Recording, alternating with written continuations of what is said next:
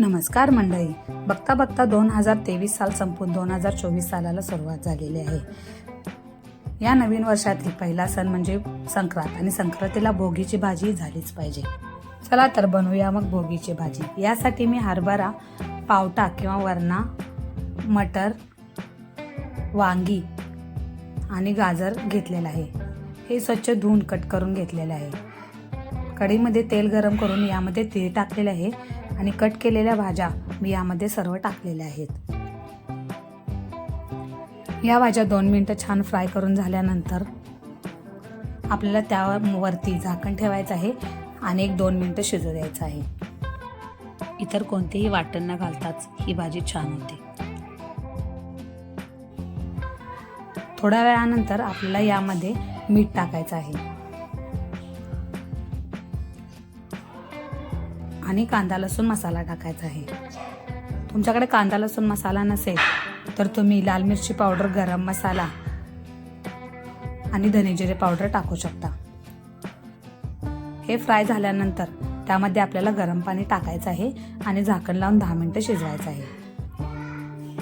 शेवटी कोथिंबीर टाकून गॅस बंद करायचा आहे. चला आता आपण करूया बाजरीची भाकरी. तर यासाठी मी बाजरीचं पीठ घेतलेलं आहे. ते छान मळून घेतलेलं आहे. हे पीठ मी गार पाण्यानेच मळून घेतलेलं आहे. याचा छान गोळा तयार करून मी थापून घेत आहे. थोडा गोळा थापून झाल्यानंतर आपल्याला यावर थोडे तेल लावायचे आहे.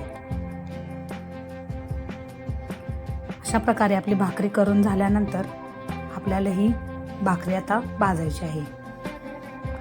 तवा छान गरम झालेला आहे. त्यावरती ही भाकरी आता मी टाकत आहे. दुसऱ्या बाजूने पाणी लावून आपल्याला ही भाकरी फिरवून फिरवून छान भाजून घ्यायची आहे.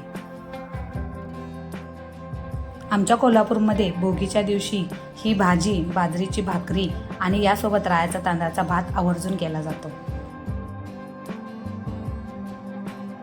थंडीसाठी पोषक असणारी अशी ही रंगीबेरंगी भाजी, तेही बिना मसाल्याची आणि खरपूस भाजलेली बाजरीची भाकरी याच्या चवीला तोड नाही. कोल्हापूरमध्ये भोगीच्या दिवशी अशा प्रकारे ताट तयार करून आपल्या शेजाऱ्यांना दिलं जातं. तुमच्या इकडं भोगीच्या दिवशी काय करतात मला कमेंट बॉक्समध्ये नक्की सांगा. सर्वांना मकर संक्रांतीच्या खूप खूप शुभेच्छा. धन्यवाद.